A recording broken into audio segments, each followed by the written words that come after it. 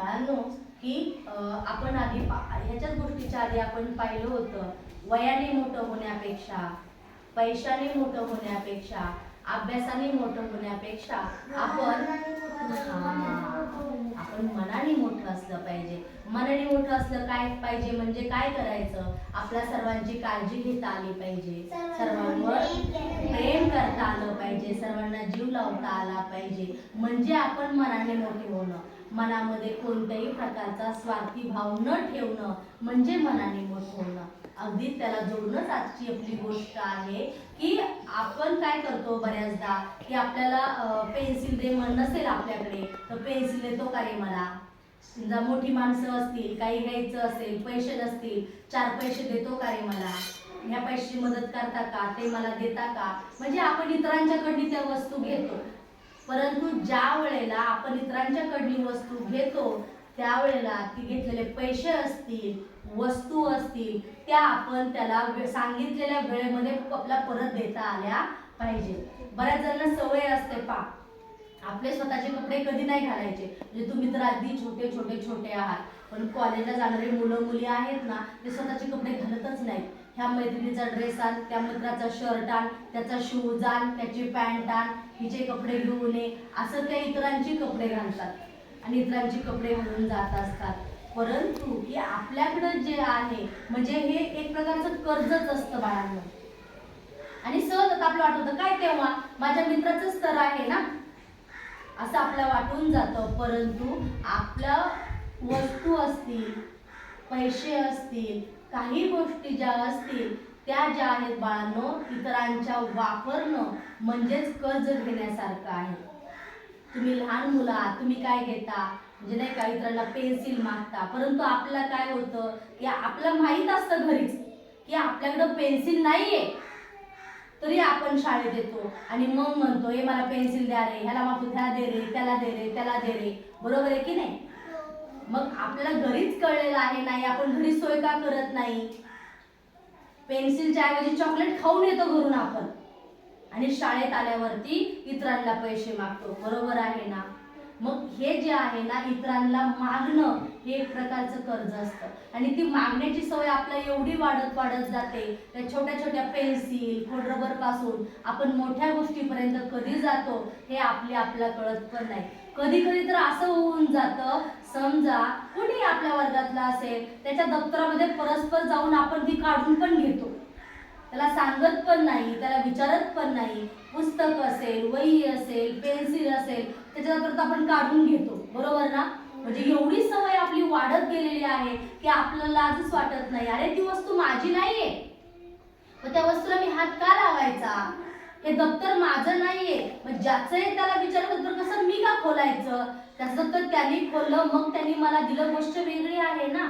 परंतु आपल्याला या गोष्टीची जाणीव होत नाही. जसं चोरी करताना चोर काय दरोडे कधीच घालत नाही बाळांनो, छोट्या गोष्टींपासून सुरुवात होते. तो तुमच्यासारखा असताना पेन्सिल चोरतो, इरेझर चोरतो, 1 रुपया चोरतो, 2 रुपये चोरतो आणि मग हळूहळू त्याला कळतं अरे मी जे चोरलंय ना ते कोणाला कळलंच नाही, ते कोणाला समजलंच नाही. मग त्याचं धाडस वाढतं आणि मग तो 10 रुपये, 100 रुपये, 50 रुपये, मग 1000, मग लाख असं वाढत जातो. मग सोनं चोर, चांदी चोर म्हणजे त्याची चोरी करण्याचं प्रमाण वाढत जातं. एकदम वाढलं का ते नाही. अगदी तसंच ती मागण्याची जी सवय आहे ना बाळांनो ती सुद्धा एकदम वाढत नाही. आपण छोट्या गोष्टीतून आपल्याला सवय होऊन जाते आणि ते एवढ्या अंगवळणी पडतं. हे मागणं, दुसऱ्याची वस्तू घेणं म्हणजे ते एक प्रकारचं कर्जच आपल्यावरती आहे.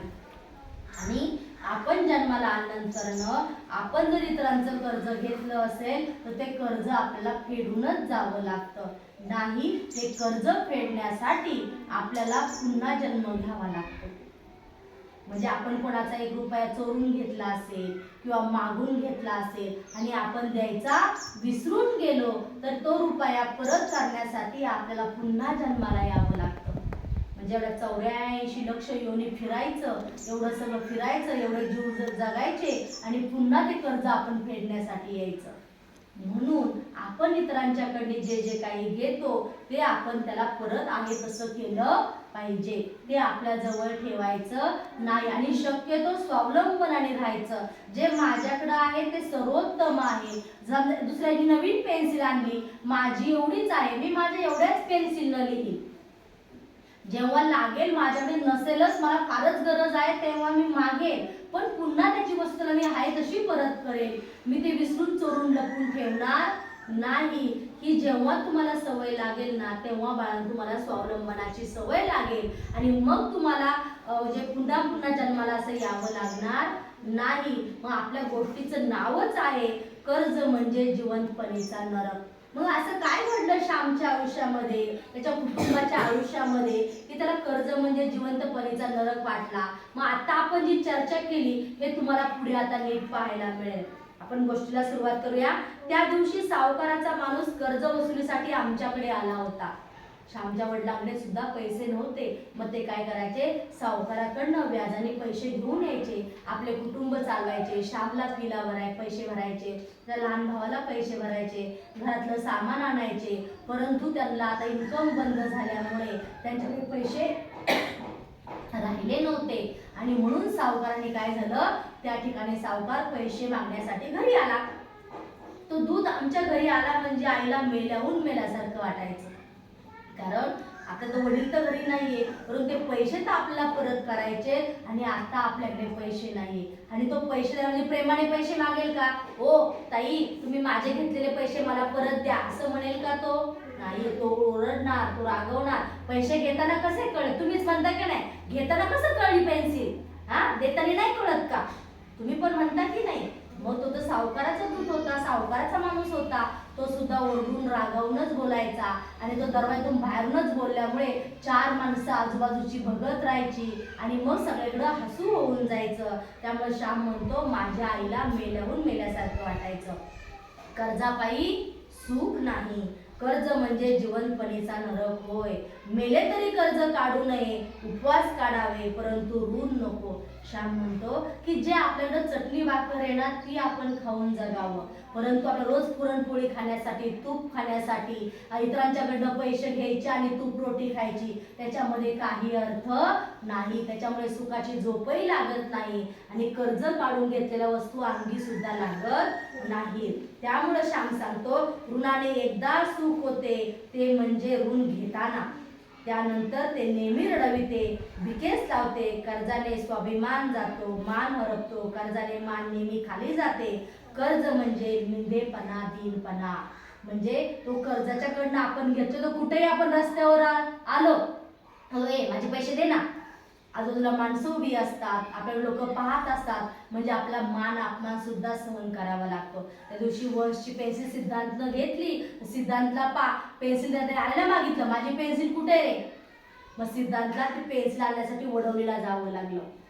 म्हणजे तो एक प्रकारचा निंदेपणा असतो. म्हणून शक्यतो काही गोष्टी मागण्याच्या भानगडीत पडू नये. आपल्याकडे जे आहे त्याच आपण हे केलं पाहिजे, त्याचाच वापर केला पाहिजे. कारण ती वस्तू घेताना छान वाटतं आपल्याला. समजा एखाद्याची नवीन मोठी पेन्सिल आहे, त्यानं तुम्हाला ती दिली आणि ती पेन्सिल शार्प करून करून छोटी झाली, तर तुम्हाला रागवणार ना, ओरडणार ना, मी केवढी दिली होती, एवढीच पेन्सिल राहिली का माझी, आता मी नाही घेणार ही पेन्सिल, माझे पैसे भरून दे. आपल्याला लाज वाटल्यासारखं होतं, आपला अपमान झाल्यासारखं होतं, आपल्या मनात दुःखही होतं, वेदनाही होतात. म्हणजे घेताना नवीन पेन्सिल किती गोड वाटलं आपल्याला, परंतु आता सगळं बोलणं ऐकावं लागतं, सगळेजण आपल्याकडे पाहतात, सगळेजण आपलं हसतात, म्हणजे आपला स्वाभिमान सुद्धा जातो. सावकाराचा माणूस वडील त्याची बर्दास्त ठेवित होते. घरात चांगली भाजी करावयास त्यांनी सांगितली. केळीची पाने आणून लावली. कढी कर व कढीत कडीलिंब टाक, म्हणजे वास लागेल, अशी आईला सूचना देऊन वडील शेतावर निघून गेले. तो मनुष्य ओटीवर बसला होता. आईने त्याला चहा करून दिला. घरातील पूड संपली होती, ती शेजारून आई घेऊन आली.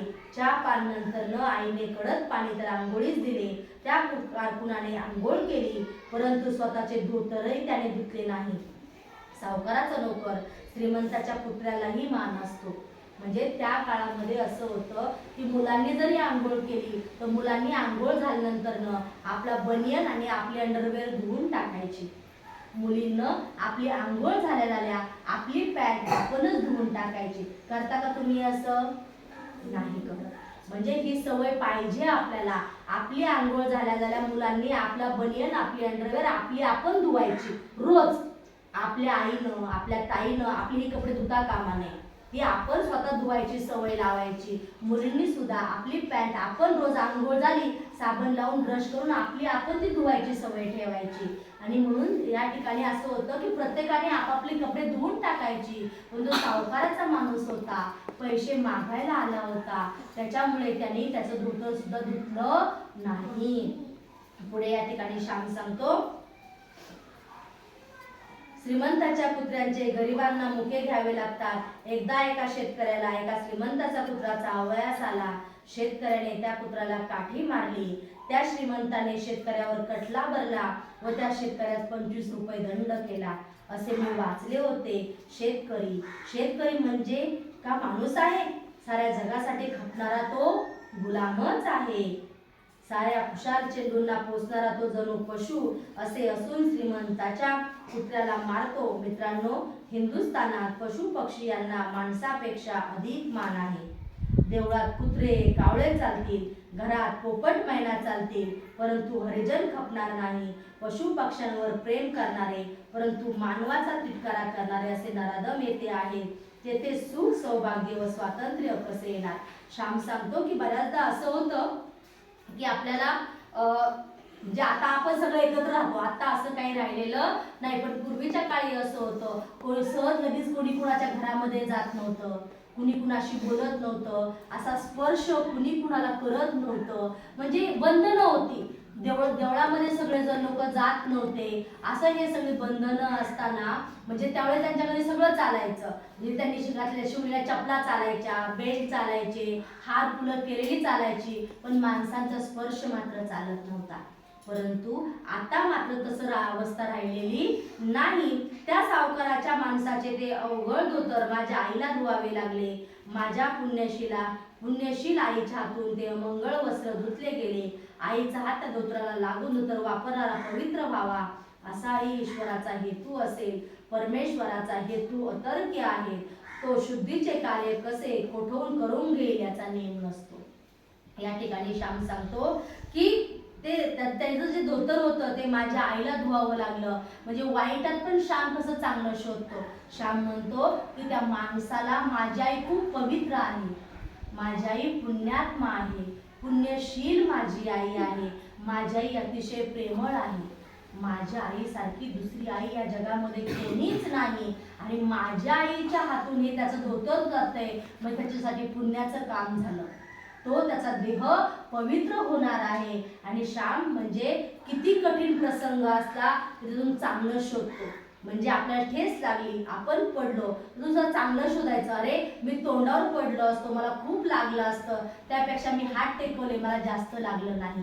म्हणून लक्षात ठेवायचं, जे होतं ते चांगल्यासाठी होतं, जे होणार आहे ते सुद्धा चांगल्यासाठी होणार आहे. आणि जे होऊन गेलेलं आहे, घडून गेलेलं आहे आपल्या बरोबर, ते सुद्धा चांगल्यासाठीच घडून गेलेलं आहे.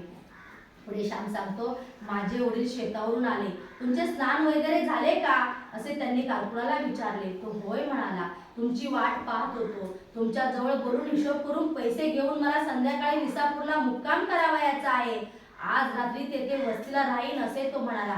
बरे, मी स्नान करून येतो, लवकरच पूजा वगैरे आटोपतो, तुम्ही थोडी विश्रांती घ्या, असे त्यास सांगून वडील आंघोळीस गेले. स्नान करून ते आले, पूजेला बसले. आईला त्यांनी हळूच विचारले, त्यांना चहा वगैरे दिलास की नाही करून, कोठून द्यायचा होता. आई म्हणाली, सारे काही दिले, त्याचे धोतरही धुवून वाळत घातले आहे, एकदाची दिलका जाऊन द्या इथून लवकर. आई त्रासली होती, कारण तो पैसे मागायला आलेला माणूस काही शांत बसलेला नव्हता.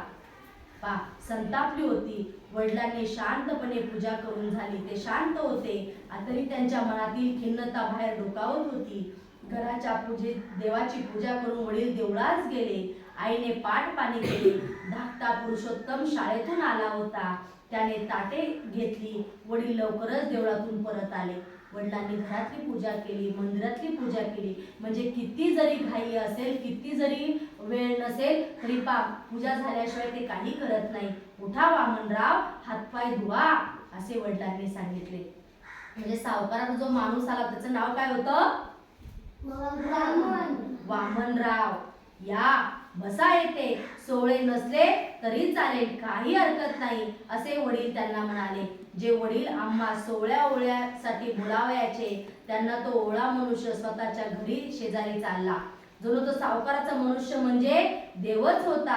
त्यांची हांजी करणे, त्याचा उदय करणे एवढेच वडिलांचे काम होते. कारण आपला त्याने उधार पैसे दिले होते आणि आपल्याकडचे पैसे नेण्यासाठी तो आला होता. म्हणून ते श्यामचे वडील त्याची खूप